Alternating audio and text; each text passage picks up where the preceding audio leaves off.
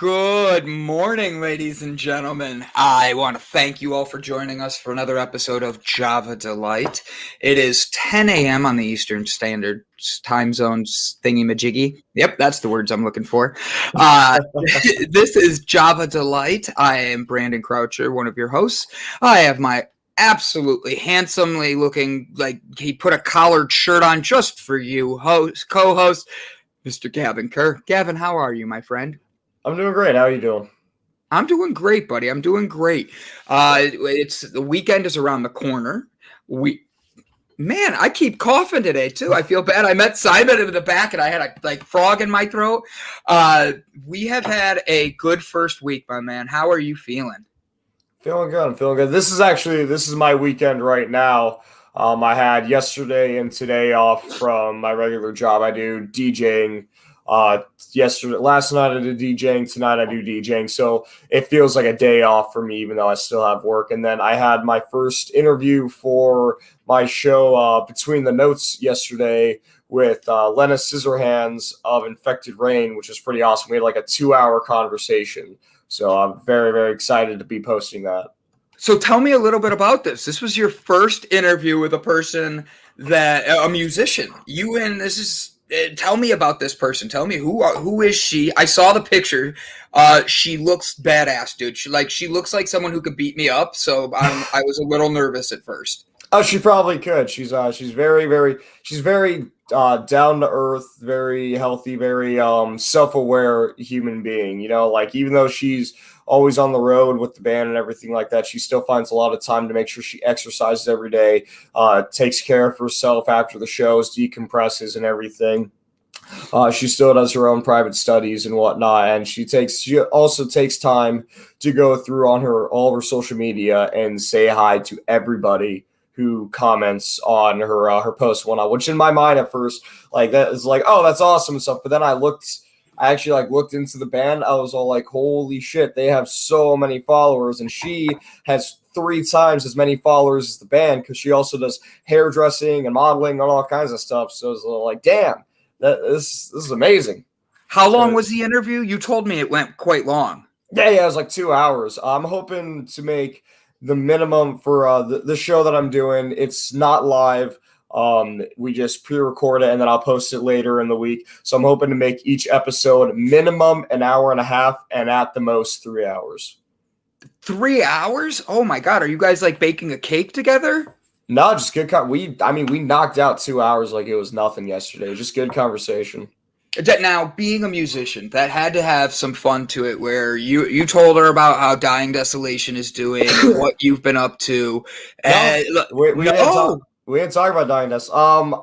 I mentioned, I almost mentioned them a couple times. When I say almost, I mean, like I said, I was in a band and these were some of the things that me and my band did, but I never mentioned their name or anything like that.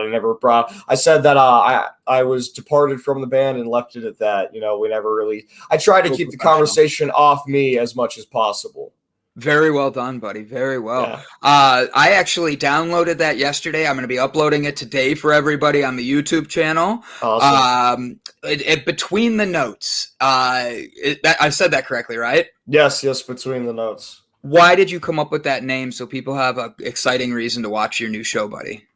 Oh, because so I always like the phrase reading between the lines, and sort of like that was a big thing. And every single literature class I ever took, reading between the lines was just diving deeper into the book and behind the story. And that's what I really want to do with all these musicians. And for the record, anybody watching, it's not going to be just metal musicians or rock and roll musicians. I also want to get on pop stars and country singers, DJs, producers as well. Not even just performers, but people all around behind the scenes of what it is to make a show and write a song and do music. And so I really wanted to get into the background of, one, what their lyrics mean. There was part of the show yesterday where I picked apart some of the songs, asked about specific lyrics, specific content that they had, but then also really getting to know the musicians themselves. You know, a lot of things we talked about had nothing to do with music and everything to do about just herself. Really? That is pretty cool. So when this goes up tonight, what was your favorite part of the interview? That way people know to listen for that. Like, what would be something you'd tell everybody to listen for? Like, oh, she did, and you got to hear this story. Ah, jeez. I knew I'd throw you off with a tough one this morning. Yeah, that is a tough one. I just woke up.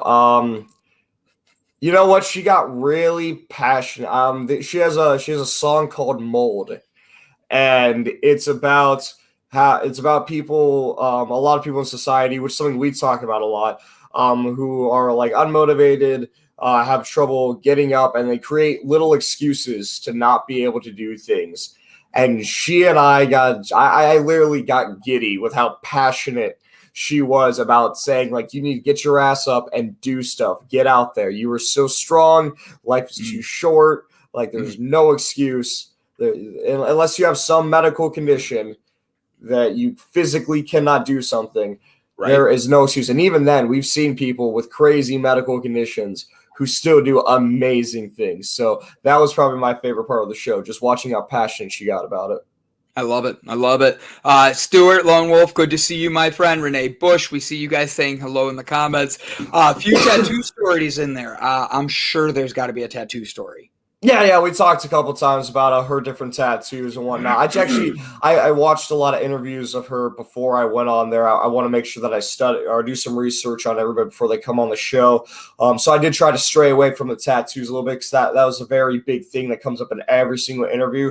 So I kind of touched on the things I already knew and then asked a couple questions that I didn't know. So I'm going to ask a random question just for you, buddy. All right. With that, would you get a tattoo live on a recording to explain? Like, for me, I would get a tattoo on air and explain the understanding of why it's a mental health thing for me. It's a meditation for me. It's weird as it sounds. I go into my own realm. I don't even talk to my tattoo artist. He loves me because I'm just quiet, but it is a meditation for me. And I just sit there and he starts working and like does an artwork. I mean, would you do that to explain tattoos and mental health with one of your musicians? I mean, as long as he's okay with it, I'm getting a tattoo next week. I can record it. You're getting Simon's name, our guest today, right? Yeah, I'm getting it on my chest in big hearts with flames. I love it. That's how we spread the word. I love it. Yeah. So I'm going to dive into my positive story of the day. I hope you're ready for this one because this one's going to be an interesting one. Okay. I'm going to read it, and then you're going to tell me who you think it is. Sound good? All right. And Simon, if you have a guess, you can give me a thumbs up. I'll pull you in for the guess, okay? So, at 5 years old, his father died. At 16 years old, Batman. So far, no. At 16, he quit studying. Nope, got no guess. At 17, he already lost more than 4 jobs. At 18, he got married. Between the ages of 18 and 22, he worked as a driver and failed. He joined the army where he was rejected. He tried to enter the judicial system, but was rejected there as well. He became a failure as an insurance salesman. And at 25, his life left him and took his only daughter. He turned dishes into a small coffee shop. He failed at his attempt to get his daughter back. And at 65, he retired. Pretty sad so far, right, buddy? Yeah. On the first day of his retirement, the government gave him $105, realizing that he couldn't keep himself thinking about killing himself because he had a life full of failures. He sat under a tree to write his testament, but realized there was something he hadn't done yet, and that was cooking. With the dollars the government gave him, he went out, bought himself a fryer, made some chicken, and then went around using his grandmother's recipe he taught him and sold it door to door in his village. At the age of 88, this billionaire became... Oh, Scott's got it. I'm going to bring Scott in. I know who it is. I'm going to let Scott have it, though. Scott, jump on in. Who is it? No, wrong one. It's Simon. It must be Colonel Sanders. Exactly. He got it right. It shows meeting all your stuff and making sure, like, no matter what you look at life, you see your failures. It's bringing them out and bringing out like the best in yourself. I brought you in. I'm going to take you back out, but I love you. I love you, Simon. That way we have you for the whole rest of the hour. Otherwise, I'm going to dive into your book and we're going to talk for 2 hours, or your book, your story, and we're going to talk. But great job, Simon. Colonel Sanders, yes, Lone Wolf got it as well. Yeah. It's one of those things about guys. When you're reading that, it sounds like such a sad thing. Oh, father died. Oh, this. Oh, that. Oh, his wife left. Yeah, his I didn't know kid. he had such a depressing life. I thought he just went door to door selling chicken to people. No, he actually decided to branch out, and like at 88 years old, he started to find his passion. It shows you there is never a time too late to push yourself through. There is never a time that it shows grandma's recipes are the best. Yeah. I love that comment, Stuart. Thank you. But like for real, it takes a moment to be able to step back, look at yourself, see what you're doing, see how you're doing it, and realize life isn't over. You woke up this morning. You have another day to be able to keep going, push forwards, you know? Yeah. No, absolutely. That was pretty awesome. So that was my get going for the day story. You're up, buddy. What is your story for this morning? I'm really curious, really quick. Did he just do chicken, or did he also do the sides as well? The biscuits, mac and cheese? Or was he just doing chicken when he started out? I have to be honest, I don't know. I believe he was just doing chicken. Yeah. But at the same point, I can't answer that with pure confidence. So I have to say I'm not sure. But honestly, maybe he had the coleslaw. Maybe he had like chicken biscuits and coleslaw. That's cheap. That's easy. Honestly, if he's going door to door selling it, it makes you realize to follow your dreams. You have to be willing to go do the work. And he, door to door in his community, went and knocked on doors and sold it. And Colonel Sanders is, at 88 years old, he became a billionaire. That is just an astonishing story that makes you know you're never too old to keep moving forwards. So you're up, buddy. Tell me what your story is today, your inspirational story. Mine is also about a celebrity, but instead of making money, this man's giving it away. Hollywood legend Dick Van Dyke hands out money to struggling people standing in line for jobs. Love it. Love it. He may be best known for his delightful rooftop dance moves while playing a chimney sweep in Mary Poppins, but Dick Van Dyke hasn't quite slipped into retirement since the breakthrough role in 1964. In fact, the 95-year-old has been caught doing all sorts of good deeds over the years. Pardon me. His latest kindness, the last week, the actor showed up at a Los Angeles Malibu community labor exchange and began handing out cash to job seekers waiting in line outside of the nonprofit. Look at it. Look how sketchy he kind of looks. I was actually going to say, is that him? Because that guy walking up to me does not look like Dick Van Dyke to me. And he's 95, it says there. Yeah. That guy walks up to me, I'm going to think it's somebody who I have no idea who it is. And then when you realize it's Dick Van Dyke, my God. Where do you even start with him? Like, he is like an icon in. I'm surprised he didn't wear like a suit or something to this. I think he kind of wanted to be hidden. I think he wanted to keep himself discreet, and that way he could help people. Yeah. Like, you know, celebrities have enough issues with people. Like, they realize it's Dick Van Dyke. They're like, "You're a millionaire. Give me more." You know. That's true. That's true. I know Channing Tatum said, like, when COVID first happened and you were still able to walk outside before the actual lockdowns, he's like, he was saying that it was actually kind of nice to be able to walk around the store and not have anybody recognize him because he had the mask on. I tell people this all the time. They don't realize how celebrities love to have like houses and condos in other parts of the world that are not known. In Cleveland, there are multiple celebrities that walk around Cleveland, Ohio, a city that is known as the mistake by the lake and stuff like that. Has a negative reputation. But people move here all the time because of the fact that you do not recognize, like, I can't think of his name, Captain America. Steve Rogers? Nope. That's the name of the. What do you mean the other one? The newest one. Chris Hemsworth. Nope, that's not it. No. The one that's in the newest movies and all that. Captain America. I can't think of his name, but everybody thinks all the ladies think he's handsome as hell. Chris Evans. Chris Evans. That's his name. Yep. Yeah. Even Simon on the back. Yeah. Steve Rogers is the name of Captain America himself when he's not Captain America. Got it. That's right. But he has a condo in downtown Cleveland. The house for A Christmas Story house is here, and the producer of that movie lives in Cleveland. And I could name a ton more, but the thing is, what's awesome about it is they're celebrities that just wanted to be treated like normal people, and that's why they go places like that. The mask thing is huge for them. Absolutely. But go ahead. I'm sorry I interrupted your article. No, you're good. You're good. It's a great conversation. Helping others has been an important part of Van Dyke's life for decades. He's known for spending over 20 years volunteering at LA shelters, the Midnight Mission. He also served as a spokesperson for the Cell Therapy Foundation and the National Rye Syndrome Foundation.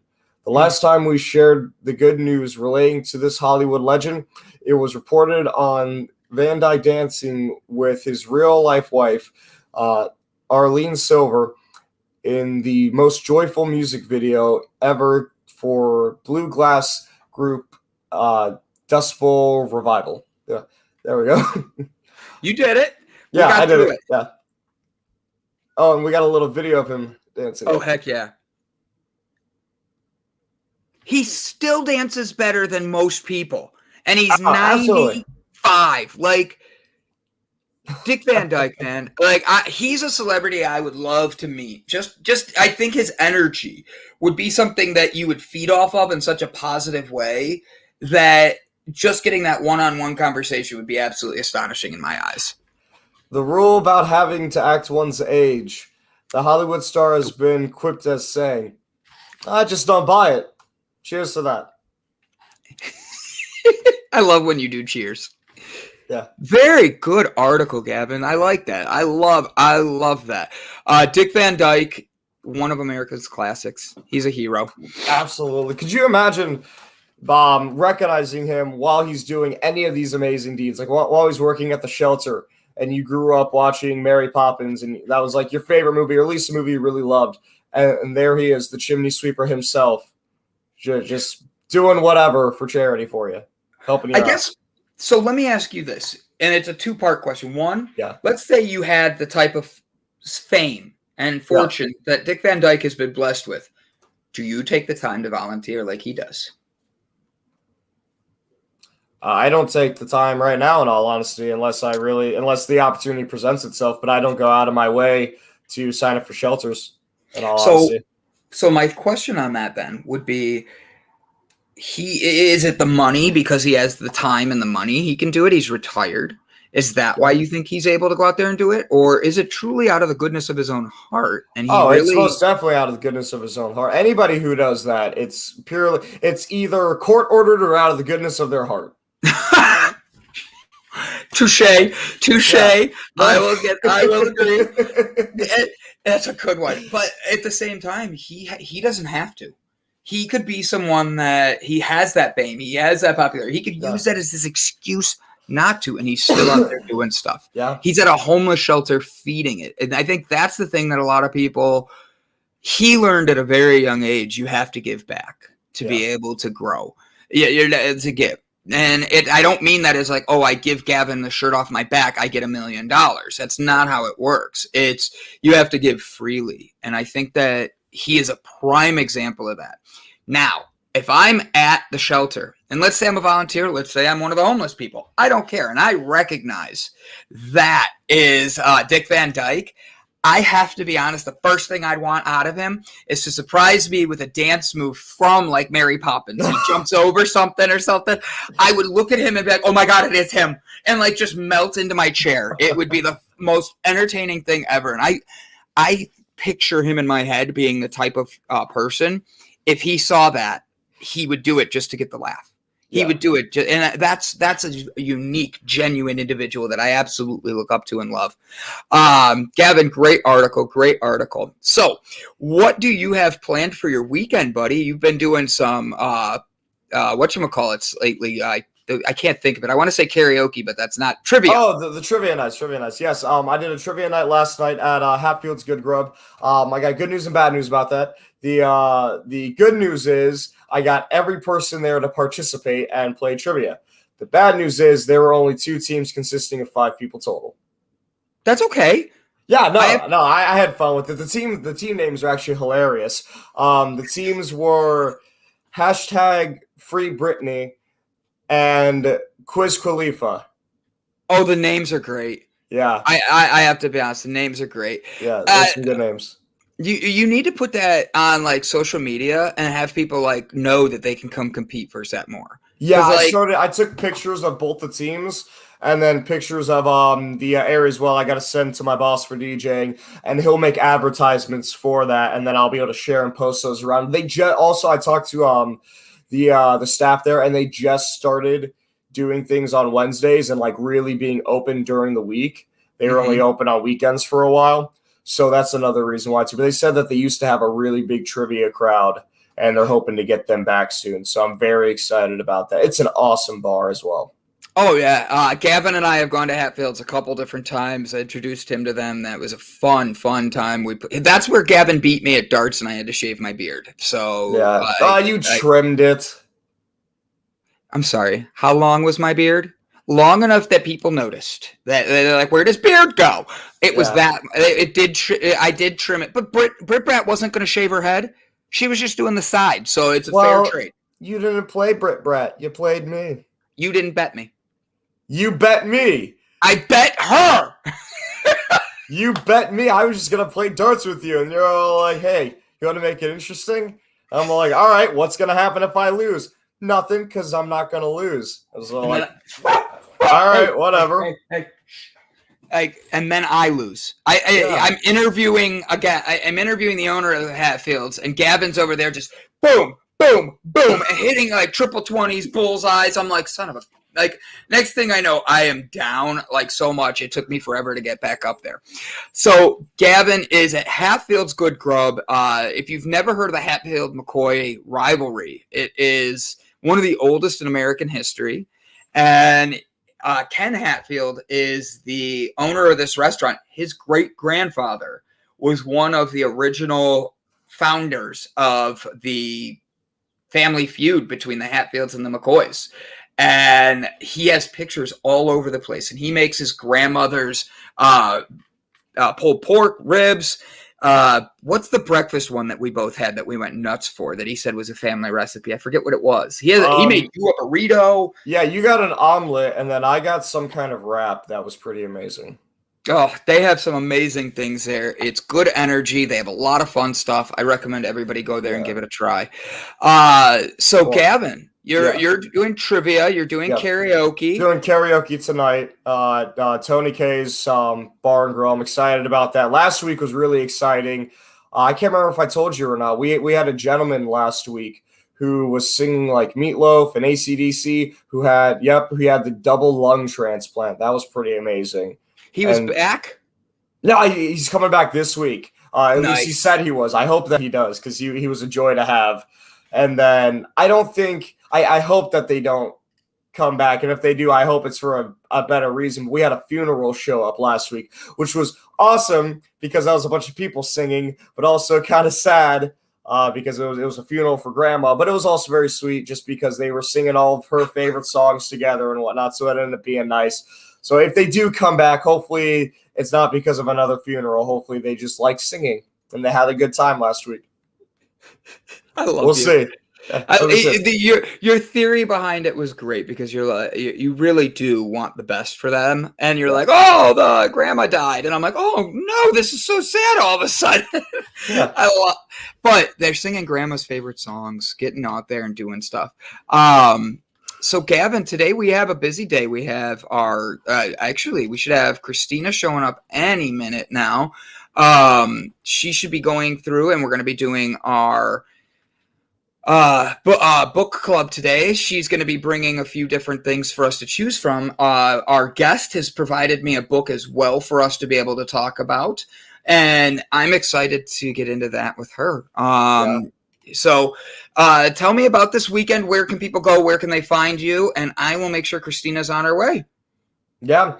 So we're going to be doing the show Between the Notes, and you said you're going to be posting that later today, correct? Correct. Do you know what time? Probably about 2:00 today. It's going to be about after I get this show done. I'm going to download it, make sure I get all your edits in there, and get it done. Awesome. Sounds good. So I'll be posting that on all my different social medias and everything. Facebook, Instagram, I'll have links to it, and then it will be on a YouTube channel. It's gonna be on the Digital Delight Cafe YouTube channel, I believe so. Correct? Yes. Correct. Awesome. So we'll have that, and then you can also find me on Facebook. I have Gavin Kerr Entertainments, which is a page that I set up, which is all the different things that I do. And then my regular social media is underscore Gavin Kerr underscore on Instagram. On Facebook, it's just Gavin Kerr. You can find me on there. But this weekend, I plan on doing mostly work. I'm mostly going to be working this weekend and then getting some stuff done around the house. I just got another song from my producer, Colin, for this punk EP that we're doing. And I'm very excited about that. I got to write all the lyrics for that. I got about 2-3 songs I need to write lyrics for still. And then today, after the show here, I'm going to run to the store, get some groceries, and take Crystal out for a picnic in the park. So that'll be nice. I'm sorry. You're taking your fiance on a picnic? Yeah.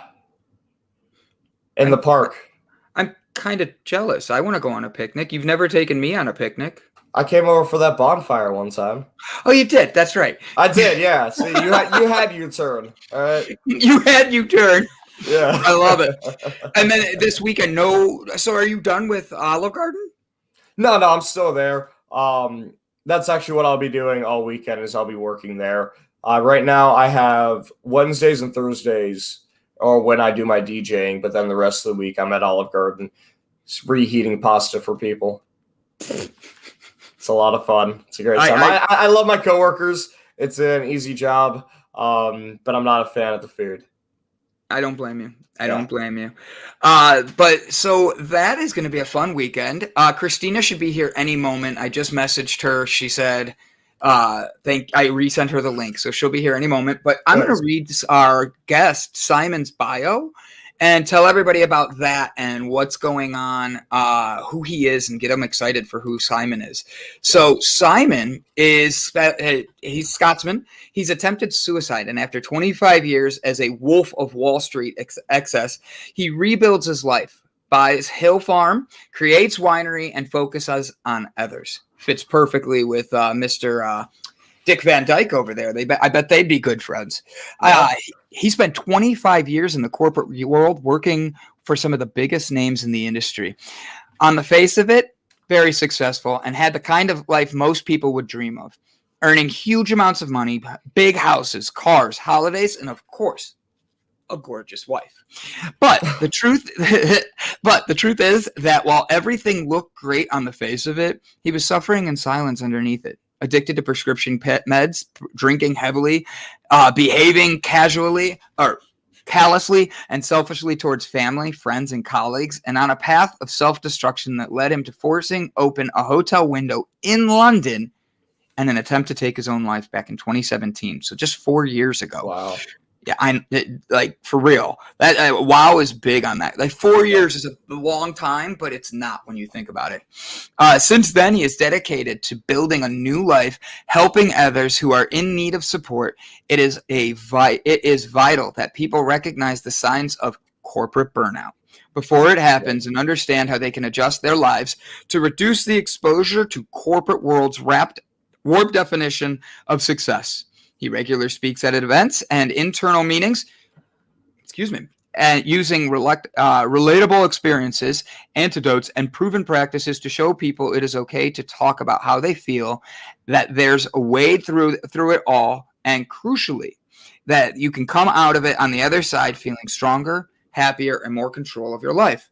All of his content is his own brand on personal experience using terminology, acronyms, and antidotes that truly resonate with the people for being told it was acceptable to have affairs, that it would be provided to alibis to unwittingly being counseled by Jack Welch on the fight of Scotland, on a fight to Scotland.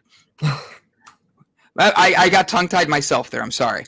I also love talking about. He also loves talking about the massive fundamental changes he's made in his own life to help him get out of the suicidal state, moving overseas to remote Hills Farm in Portugal, starting a winery, growing olives, and getting fit and healthy. creating a well-being brand and moving into a career dedicated to helping others. His brand is Introducia, which I know I'm pronouncing wrong, but I'm going to be able to share the link for everybody. He is the host, and he likes to talk so that many people and possible hear the story and hopefully get his story and get something from it. If they become interested in his Introducia, or the host of wishes to promote it for him, that's a bonus, but not his main objective. I'm truly excited for Simon's Simon to come on. Here is his link for everybody. That way you can see. That is not the button I meant to click. That is. Here is his link for everybody to be able to go to his website. I am going to pull it up in the background here because I have it ready. And since our book girl is running a few minutes late, we'll keep talking about this, and then we'll maybe bring him in and we'll have him tell us about the books to read, Yeah. This is Simon's website. Welcome to Introcida. And if I'm saying that wrong, I'm looking forward to hearing the correct name. Introcida. Yeah, you see it? Introcida. Yeah.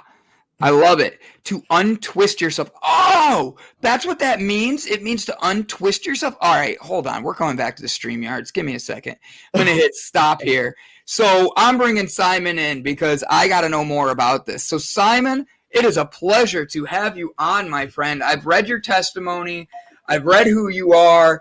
You have this amazing energy about yourself. Talk to me. Teach me already. I love. Teach him how to pronounce the word. I'm sorry. I was listening to that bio. And I was thinking, I really want to meet this guy. He sounds awesome. He just sounds really awesome. I need to find out who this guy is. In Torcida, so exactly as Gavin said. So it's funny enough, that's why I put it on the front of the website, because Torcida is a Portuguese word meaning twisted.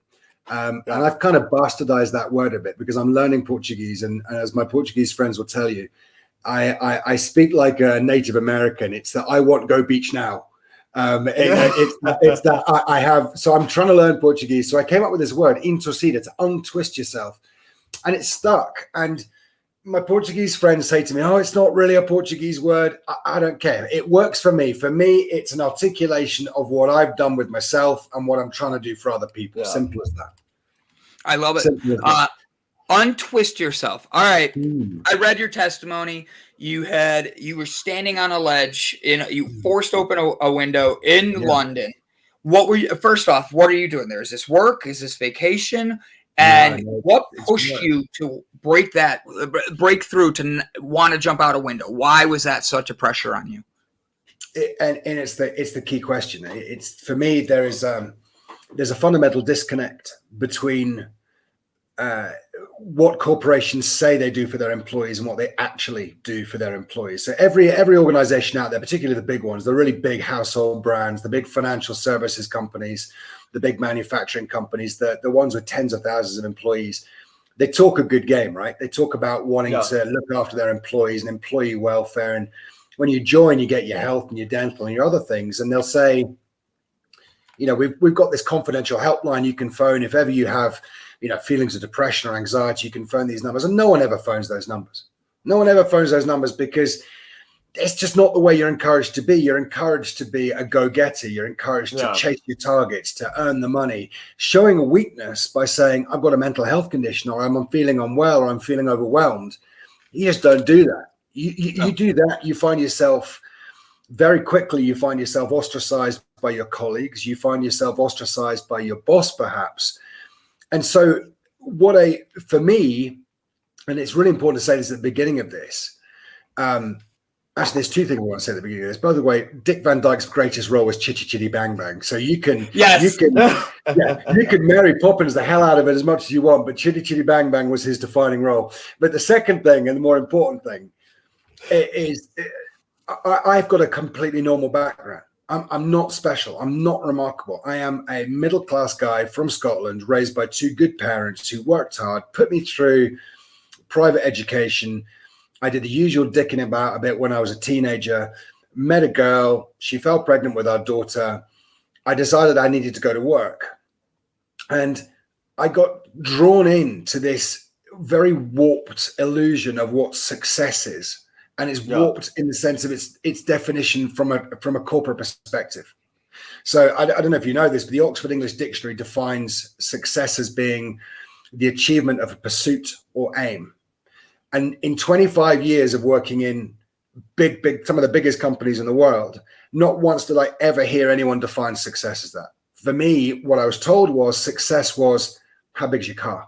How big's your house? Where'd you go on holiday? What clothes you wearing? What type of watch have you got? Have you seen that he's got the newest Rolex? Have you got that Rolex? It was this very warped definition. But the biggest materialistic. And the biggest one of all was the bonus. It was the annual bonus. It was what are you going to do this year to get your annual bonus? And I spent quarter of a century, which when you say it like that scares the crap out of you. But I spent quarter of a century chasing a constantly moving target. I was never going to achieve everything because every time I achieved a thing, I wanted the next thing and the next thing and the next thing. And whilst I was doing this, I was so focused on it. I was so drawn into the lifestyle of massive corporate dinners, flying everywhere, business class, first class, staying in the best hotels, working all the hours God said, never seeing my family. And while I was going through this, I became more and more focused on work and less focused on myself and less focused on, the real me, and less focused on my family. And the point of the window ledge was that one evening I'd been out for dinner with clients, usual thing of spending too much money, drinking too much, all the rest of it. Came in, went to my hotel room, and I'd had a massive fight with my wife the weekend before. And for years, not months, for years, she'd been saying to me, you're not the guy I married. I don't like you. You're just not a nice guy. You're not a nice human being. You're not nice. The kids don't like you. We don't like you at the moment. And I'd had this big fallout with her, worked all the hours that week, went for this dinner, as I said. And I remember checking my email, and it was 11:35 at night. And the next thing I was aware of was a siren. I could hear like a police or an ambulance siren or something. And I kind of snapped awake. And I realized that I was sitting on a window ledge. I'd forced open a window. It was one of these windows that only opens a certain amount to try and stop smoking, having a cigarette out the window. And I'd forced this thing open. I was sitting outside with my ass was just on that thin ledge. And I was about to go over. And this siren kind of snapped me out of it. And I leant backwards and I fell in through the window. And it was at that point I started sort of looking around, and I had folded my clothes neatly. I had written a letter to my wife and my kids saying, I can't take it anymore. I'm sorry for being such a failure. I'm sorry for being a bad dad, a bad husband, a bad friend. I had admitted all my sins, of which there were a few. I had left money for the housekeeper because I obviously worked out they're gonna need something to have to clear up all my stuff because I'm not going to be here. Yeah. And the worst bit about it was the bit that really hit me. It was 1:10 in the morning. So an hour and a half of my life had disappeared. I don't remember opening the window. I don't remember anything. I just remember checking my email. Then the next thing is I'm sitting on this window ledge.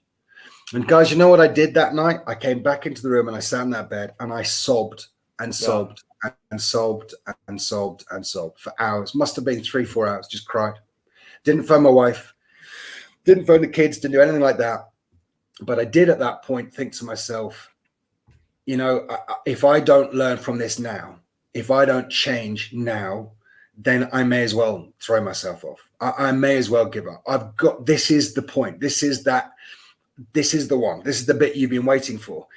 Mm-hmm. And the analogy I use when I think about this is, and I've spoken to people since who said, did you feel depressed before this? Did you feel down? Did you feel burnt out? No, I didn't.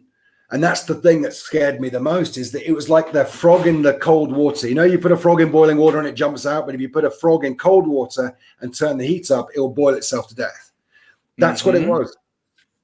That's exactly what happened. 25 years of excessive behaviors, chasing that bonus, chasing the material wealth, chasing all the things that people say are important, that you're told are important. Yep. And what was happening was behind the scenes, I was dissolving everything that really, really mattered. My wife didn't like me. I mean, you guys, you know, when your wife turns around and says to you, "I only make love to you because I feel I have to," Yeah. that hits you like that's a load of bricks just falling on you, because like that it takes away everything, because excuse me, sex is supposed to be, for a man and woman, it's supposed to be, or a couple, it's supposed to be that connection, that love. You're feeling that passion for each other. And for them to say that, it totally, as a person, not a man or a woman, as a human, when you hear that, that just breaks you. And that had to be a thing that when you heard that, your heart just fell out your butt, and you're sitting there going, damn, I don't know how I'm going to keep going. That was bad. But, you know, part of my recovery. So one of the first things I did on the back of this was a day later, I went back home and I sat and I spoke to my wife for the first time in years. And when I say that, what I mean is I talked to her. I properly talked to her for the first time in years. What does that mean? I'm sorry, I got to jump in there and ask that, because a lot of people don't know what that properly talk to her would mean. It meant, tell me everything and don't hold anything back. I want you to tell me how I've been, what you feel, what you think of me. I want to know everything. I want to know absolutely everything. And I'll tell you everything from my side. And I will admit to anything, any confession I need, I'll admit. So I literally got it all on the table. And it was this, I mean, I remember it so clearly. I remember where I was sitting. I remember everything. And it was horrific hearing her say the things she said. It was, I mean, you know, it's like your guts have been ripped out. Everything just disappears. But then it got worse, because when I spoke to my kids, who by this point were, what were they at that point? They were 20 and 17. Yeah. And they said, you know, Dad, we haven't really liked you for a long time. You know, we love you, but we haven't liked you for a long time. And then I went further and I started speaking to friends and family. And they said, you know what? You've been an asshole for years. And they weren't just saying it like a mate says it to a mate. My closest friend turned around and said something I'll never forget. He turned around and he said, there were times where I know that I was meeting you for a drink, and I would say to my wife, God, I don't want to go. Wow. That had to be like almost waking up in the twilight zone, in a sense, where it feels like you were watching somebody else live your life, because you were so unaware of all the damage that you were doing, and then it all just like a rubber band snapping back hits you all at once. Then and you know, people have said you know, karma's a bitch and it comes back and gets you. But I knew then that if karma's a genuine thing, that I deserved it, if that makes sense. It was, for me, there was no doubt that I'd gone too far. And the worst bit about it all was that all these people were saying to me, we've been telling you this for years. This wasn't you've been like this for a few weeks. This was, you've been like this for a decade. Wow. You've thought about yourself and nothing else for over a decade. And I would come home and I'd tell these stories about, and it was excess to the point of ridiculousness. I remember I was in India. I was working for a firm. I was going over, I was advising a bank, and I was over in India, and I was staying at this incredible hotel in Pune. It was like a 6-7 stars, one of these ultra gorgeous ones. And I'm with clients, and we were spending thousands and thousands and thousands on champagne one evening. Literally thousands and thousands of that, just bottle after bottle of champagne. Oh my God. And staff were coming in and they were saying, hey, listen, do you want some companionship? And do you want anything else? And there were people, it was just mayhem.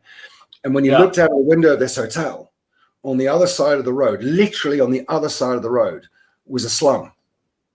There was a slum in Pune. And looking at it now, what is a slum? I'm unfamiliar. Like a favela. It's like the really poor, broken up, you know, people who have made their own houses out of bits of corrugated iron and cardboard. There was just thousands of people with nothing. Okay, gotcha. With nothing. They hadn't even got rice to live on. And I'm 100 yards away on the other side of this road, behind a security wall in this incredible hotel, spending, I have no idea how much we spent that night. Must have been $10,000, $12,000, $15,000 on champagne. Jesus Christ. Now, how much was the champagne? Just ridiculously expensive, or were you just buying that big of a quantity of cheap champagne? Oh well, we were buying the best. So whatever, what's the best bottle you've got? Yeah, we'll have one of those, and another one, and another one, and Oh another my one, God. and another one, and another one. Yeah, because you know what? The worst bit about it is you are led to believe by your employers that the more that it is necessary to wine and dine clients to this kind of level. The bigger the contract value, the more the contract you want to do, the more there's expected to be done from the corporate side. But at the same time, just from a purely ethical and moral perspective, I look back at it now and I go, geez, there's these guys on the other side. There's 10,000 people living in huts on the other side of the road. They can't feed themselves. And I've spent more on champagne for this group of assholes than these guys will ever see in their lives. Yeah. Now I can look at it now and I can go, yeah, that's so wrong. At the time, no, over my head completely. I was fixated on getting the contract. Yeah. So if you then take that back to your family and your wife saying to you, all you've thought about is yourself. All you've thought about is what you wanted. During this process and during this period, rather, whenever I was tackled by her, she'd say to me, you're not being yourself, you're not being nice, whatever. I became so aggressive.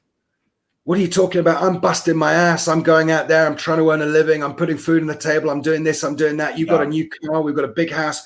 I was like I was the one that was being wronged. How dare you say that about me? And these are the bits you have to learn from. These are the bits you have to stop. And so the first part of that recovery journey was understanding what I'd been like from the people who meant the most to me. And I tell you, boys, that is the hardest thing to hear. Yeah. There's nothing quite, And when you realize at the same time, these people are saying to you, it's going to take us a long time before we can like you again. It's going to take us a long time before we can trust you again. Yeah.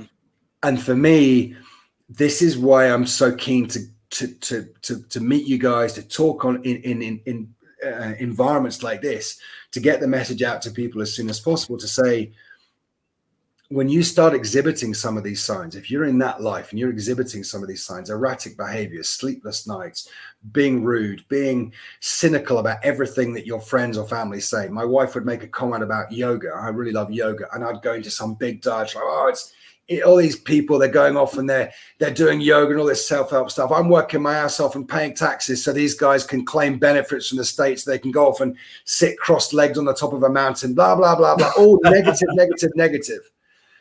When you're doing these things, these are signs. But the biggest one of all is if your partner is saying to you, I only make love to you because I have to.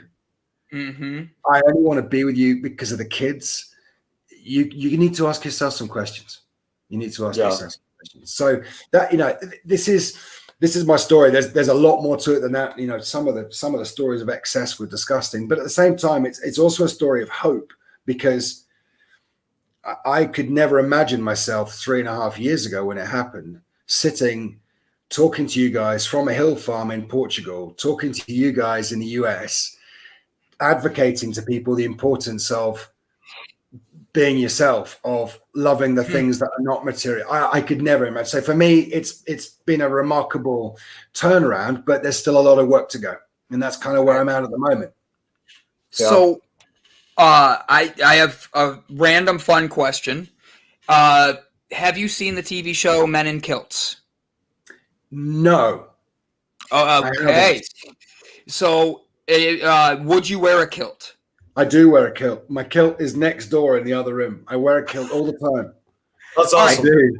I love it. I had to ask just because my mom is obsessed with this show, and she's downstairs texting me watching it, going like ask him if he's seen this show. I'm like, okay, Mom, that'll be my next question. Not seen this show, no. It's actually a pretty good show. They dive into the history of Scotland and show the beauty of it. And like, my mom has me watching it because it's a her and I thing. So I was like, I gotta ask him. Have you reread? I will kilt whenever I get the opportunity. I genuinely. So there's this sort of belief that kilts only get worn for very special occasions. And the truth is, a kilt is actually a very practical clothing item. It's warm in the winter. It's cool in the summer. It's a very comfortable piece of clothing. Unbelievably warm, and of course you wear nothing underneath it, so you've got good ventilation and all these good things. And actually, I wear a kilt as often as I get the opportunity. I've got to say, living in rural Portugal, the opportunity does not present itself particularly often. But when it does, I can assure you I'm a big hit in the local village and everywhere around here. Big hit. I got in trouble for wearing a makeshift kilt at work one time. I accidentally, I'm a cook. I work in a kitchen, and I accidentally spilt boiling hot tomato sauce on both of my pant legs. And I ran to the back where the hose was, and I sprayed myself down, and I ripped my pants off. And I'm like, well, shit, I'm in my boots and my underwear now, and I can't work like that. So I took 2 aprons, and I made a nice little makeshift kilt back and forth. And I'll never forget the look on my manager's face, a 70-some-year-old woman, when she came around the corner and just saw my bare legs and this white, really ghetto kilt that I had made, and she just turned around. She goes, "Don't even care. Not even gonna deal with it." As I said, I love wearing kilt. There's been a big resurgence in kilts because of Outlander. Have you seen Outlander, which is this show that's on Netflix or the rest? I've seen bits of it. Yeah. Everybody wants to be Scottish now. They watch Outlander, and everybody wants to be a Scotsman. It's cool. It's great. The main 2 guys from Outlander are the ones in Men in Kilts. Oh, they really? Okay. They are, but that's why my mom turned it out. So yeah. Is it the same universe, or is it just the same actors? Same actors. It's them being themselves, and they are in a car, like a bus, like type of thing that they're driving themselves around Scotland, and they're like they play rugby on the professional rugby team for a second. They practice with them. Yeah. They do a whole bunch, and they're in kilts, and it's fun. That's funny.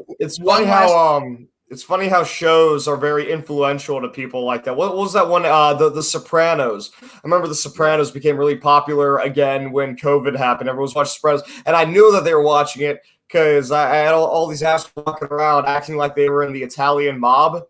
They all just stand like this, and then just hey, you know what do you want to do about it though? I know a guy. Like they all just have cloths all the time, wiping their hands. Like they just whack someone or they're cleaning a car. Like, do you guys get Peaky Blinders over there? Have you seen Peaky Blinders? I've seen the first couple episodes, but that's it so far. That's great program, great show. And again, similar thing though, that they've got these haircuts where they've got long hair at the front, but they shave the sides of their heads, but they've got all the hair's here, but they've got long sort of flopping hair. Everybody. Oh yeah, everybody's doing that now.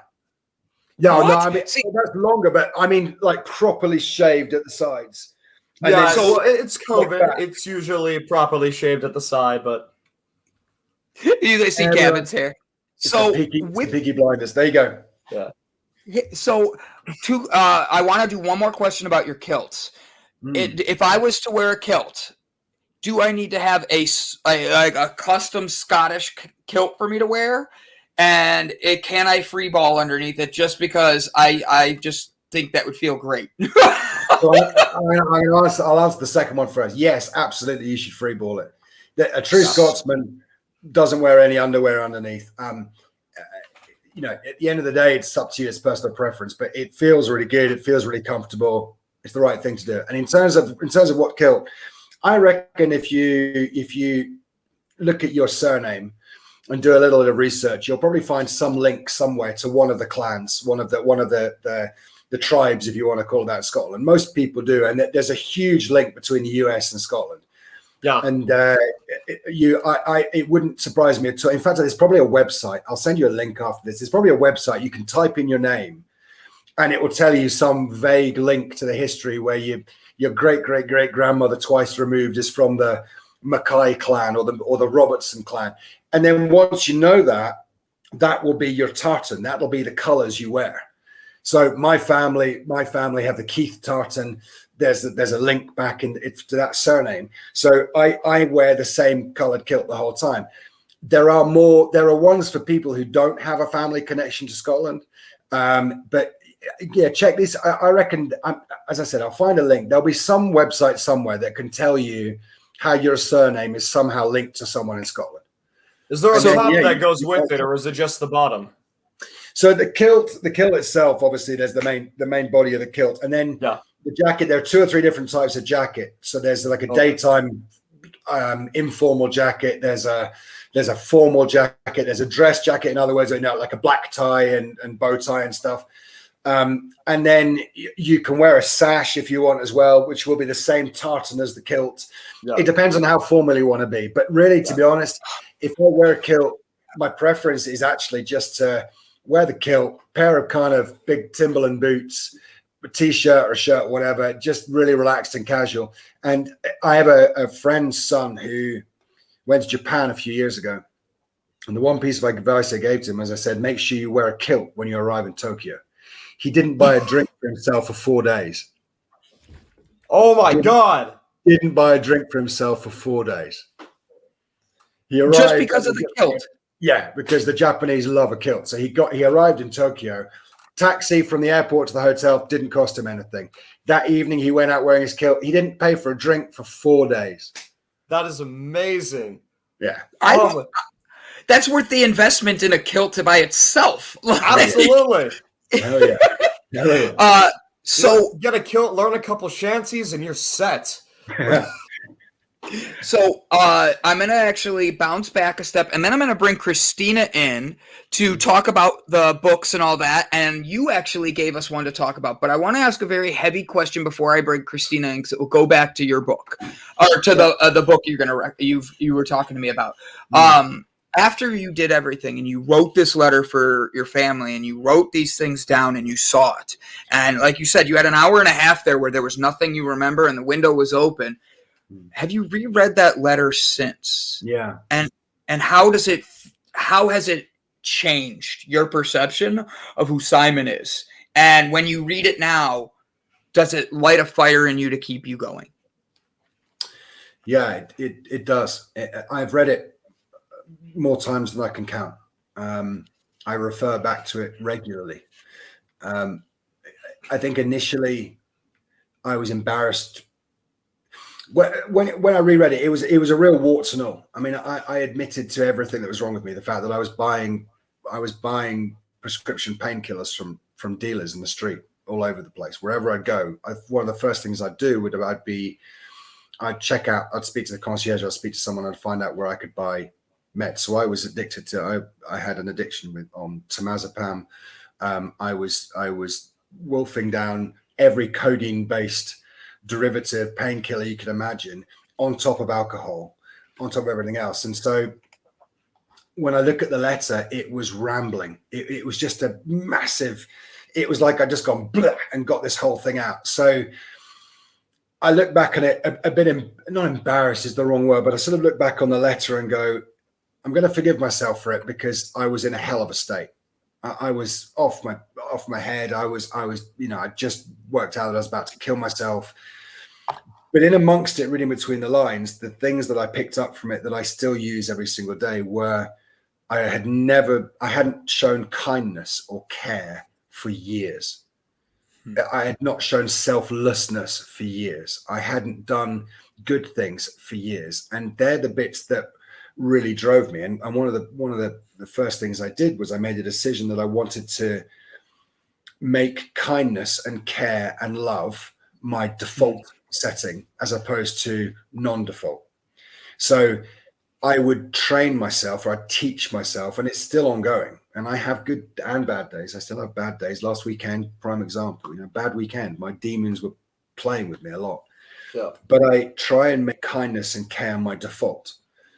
And that letter for me, when I look back at it, is how I go back to ground zero.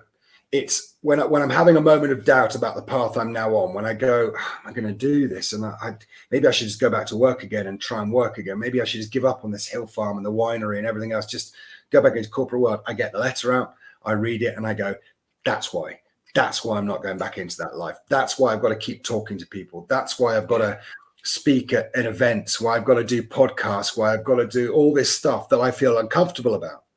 Yeah. And because it's, I'm not bigging myself up, but it takes a little bit of balls to sit on a live stream like we are now and say, hey, I was an absolute mess. I was a monster. I was a horrible human being. Absolutely, it does. You don't know who's watching this. Yeah, exactly. And I've got enough skeletons. I've got enough skeletons in the wardrobe that, you know, there's not a day that goes by where I don't shit myself that one of them is going to come popping out and cause me grief. But you know what? It's only by doing this, and this is one of the key lessons. It is only by talking about it. It is only by being open about it. It is only by saying, you know what, if I can do this, you can do this, that we stop people getting to that point of that window ledge. And if I get one phone call, and it's happened to me already, if there's one of your listeners, one of the people that watches this who says to themselves, you know what, I'm kind of feeling like that, I'm exhibiting that behavior, or I want to talk, or I'm going to go and speak to a therapist, we've done our job, right? We've done the right thing. There's just no doubt about it. I agree. That leads me neatly on to Christina, because the book that I read that I want to talk about, that's what he did, and it changed his life. Do you want me to introduce you to Christina? Oh, hell yeah. Hell yeah. I love it. Hey, Christina, how are you? Hey. Good. I resonate with so much of your story, Simon. I don't know if you're in recovery, but I'm sober and relate to all the things. I was an alcoholic and drugs and all the fun things. So all the fun things, yeah. Oh, yeah. Well done, you. Keep it going. Yeah. Keep it going. Stories. So Christina is starting. This is going to be our newest segment. We have a book club. So many people have issues with reading in that Christina and I, a good friend of both of ours, introduced us, and her and I got on the phone, and it just like meshed perfectly.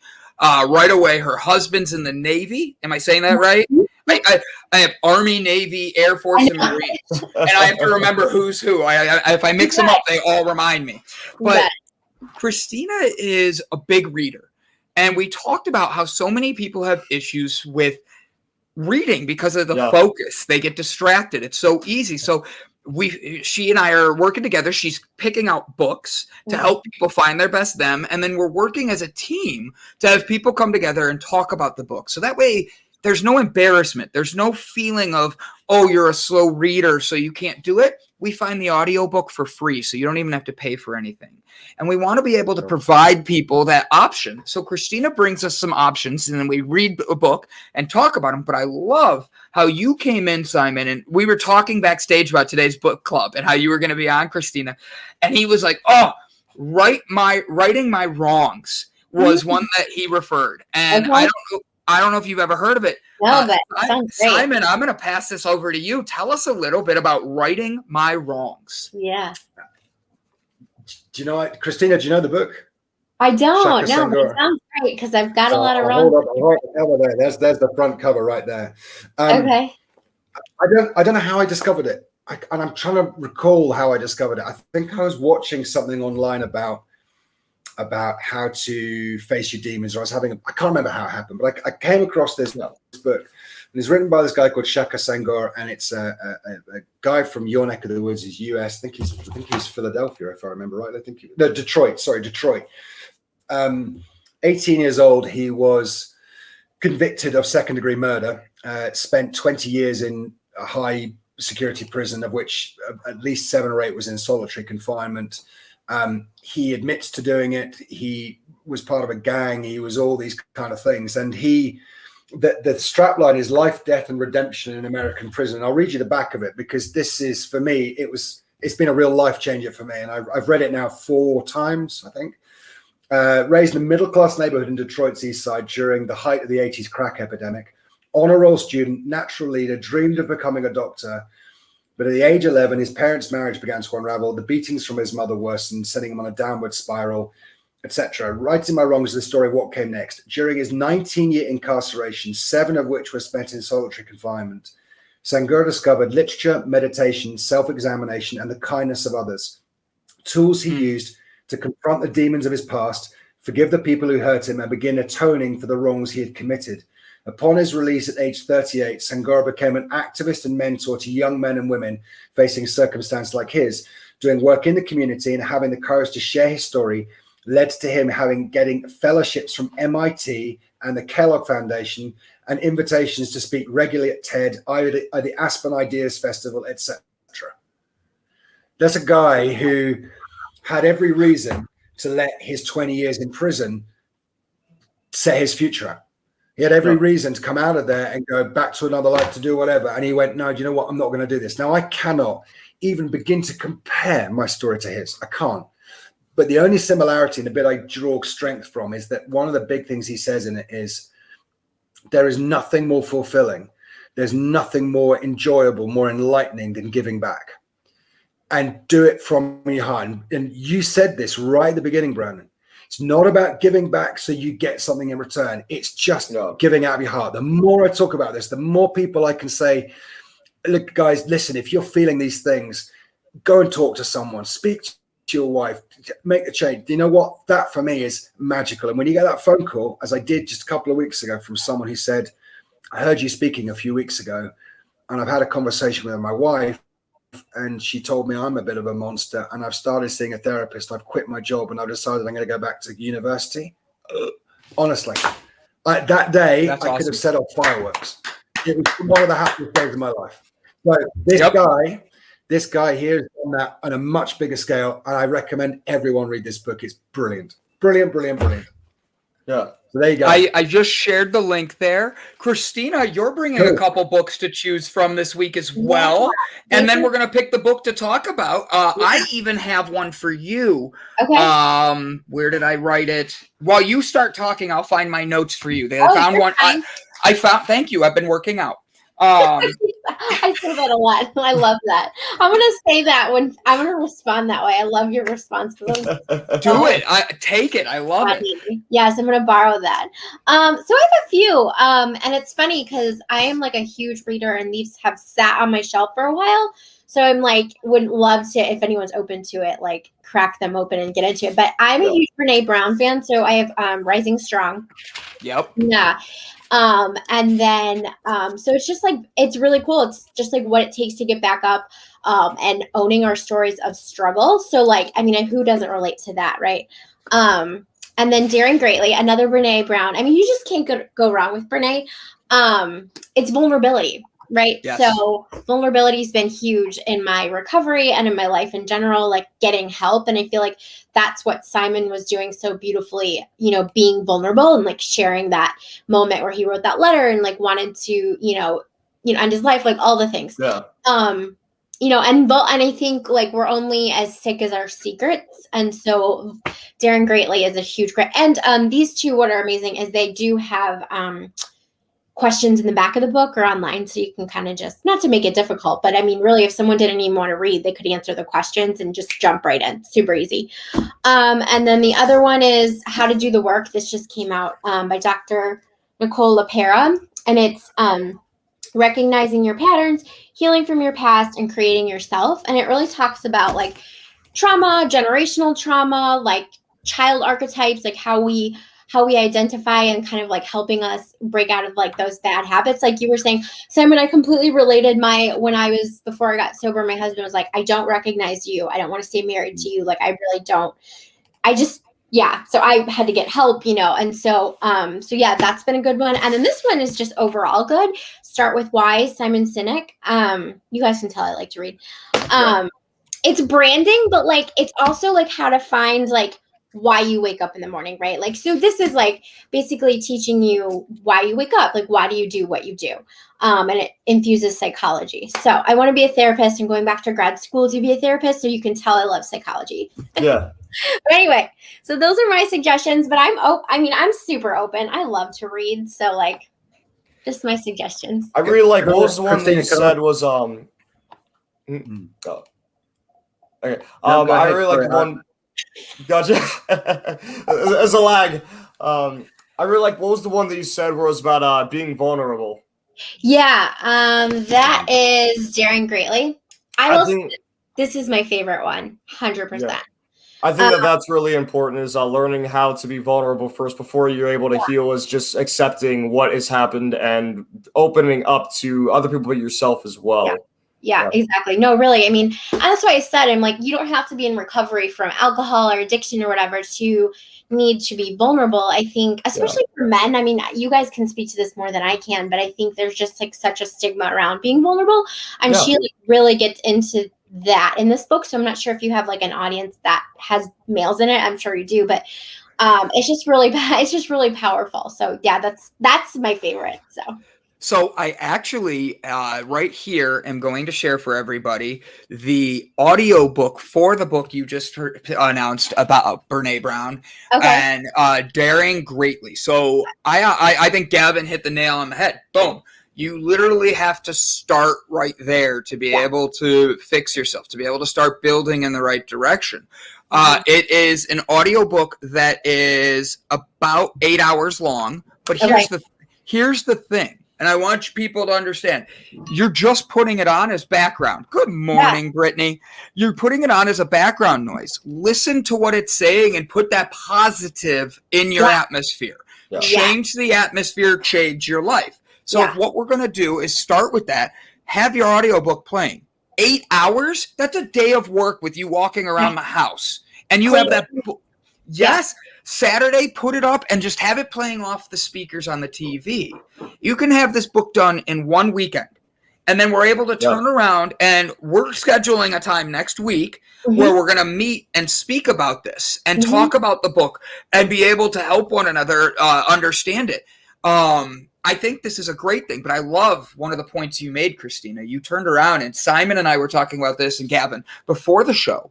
Men's mental health is something that is not taken as seriously as it should be. Therapy, to having that open, honest, raw conversation. Simon, correct me if I'm wrong, but when your wife said that, deep down inside, as a human male, we're always in the mindset of fixing. We're always in the mindset of, I need to make this right. But truthfully, it took stopping fixing and actually repairing and stopping for yourself and looking at what's going on so you could hear what your wife was saying. You could see what your kids were saying because you don't know when you lost your you. And finding that is so hard.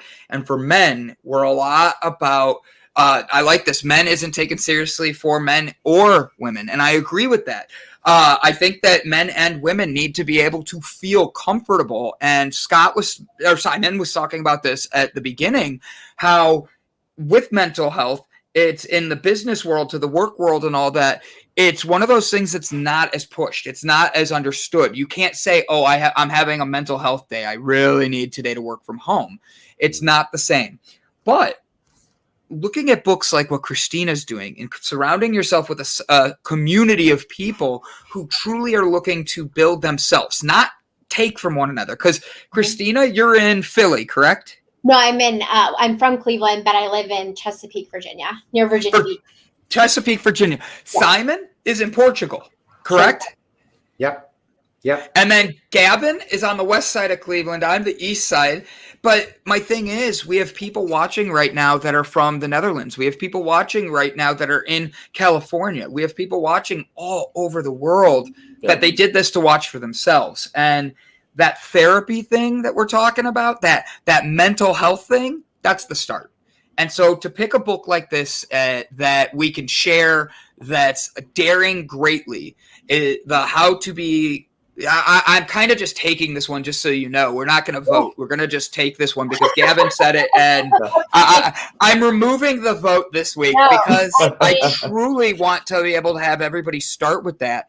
I've already started looking for Simon, the book you mentioned, the Writing My Wrongs, on the audiobook to find a free copy as well.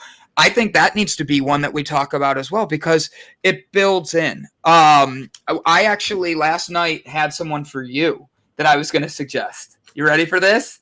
It's 6 Steps to Self-Confidence. I interviewed the author last night and he told him about the book club. And he literally goes, Brandon, get me in touch with Christina. I would love to be, because I talked about you last night and what you're doing.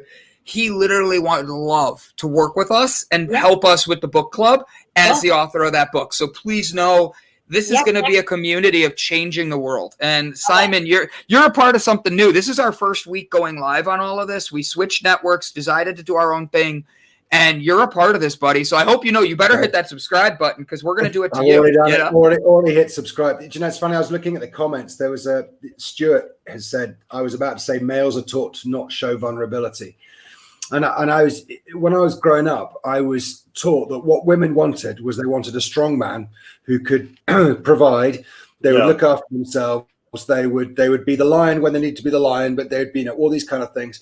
And then you mix that in with the corporate world where they're saying, if you don't achieve your bonus, you failed. If you don't have the big car, you failed. If you don't do all these sort of things. And there's a conditioning that goes alongside it. And your other, one of the other listeners, Brittany, said it's not taken seriously for men or women. The problem is there's been there's been a much more of a balance now with regards to the gender split. So you've got as many women in high pressure, high competitive environments as you have men now. So therefore the rules apply to them also. The number of women I've met in business who almost were trying extra hard because they felt they had to work harder than the men. They had to work longer than the men. They had to do more than the men. This is not gender specific. It doesn't relate to country or anything else. It's anybody who's in that environment. You're taught not to show weakness. Yet, ironically, my wife, there's a story to tell at the end of all this, which might surprise you all, but there's a positive story to it. My wife, at the end of the day, said, I only got to know you when you started being vulnerable. I only actually got to know you, the human being, when you started to show your vulnerability. Even the man that she met, that she fell in love with, wasn't the same person. The real person has only started to emerge in the last few years, because when you go into business, you go into life, you're carrying all your stuff from your childhood. You're carrying all your stuff from school. You're carrying all these things. So by the time you get to that point, you're already not the person that you could be. So for me, it's got to be spoken about, and books like that, it's brilliant. Anything that teaches you the importance of showing your vulnerability, and for me, absolute winner. So it's on my reading list straight away, Christina. Oh, thank you. Yeah, it'll change your life. It's one of those that you can reread and take. Do you mind if I read the quote that it was based on? Real quick, it's short. Go right ahead. So it's Daring Greatly is the name of the book, but it's from Theodore Roosevelt's speech, Citizenship in a Republic. So it goes like this. It is not the critic who counts, not the man who points out how the strong man stumbles or where the doer of deeds could have done them better. The credit belongs to the man who is actually in the arena, whose face is marred by dust and sweat and blood, who strives valiantly, who errs, who comes short again and again, because there is no effort without error and shortcoming, but who does actually strive to do the deeds, who knows great enthusiasms, the great devotions, who spends himself in a worthy cause, who at the best knows in the end the triumph of high achievement, and who at the worst, if he fails, at least fails while daring greatly. Yeah, brilliant. So good. I love that. That's the basis of where she got the name. And I love that. I think that this is going to be a great book. I think this is going to be a great conversation we're going to have. It's just going to be an open dialogue recording that is a book club for everybody to participate. You could be a slow reader like myself. Yeah. A sleepy reader like me. I usually fall asleep. I usually go on walks when I read so I don't pass out. Yeah.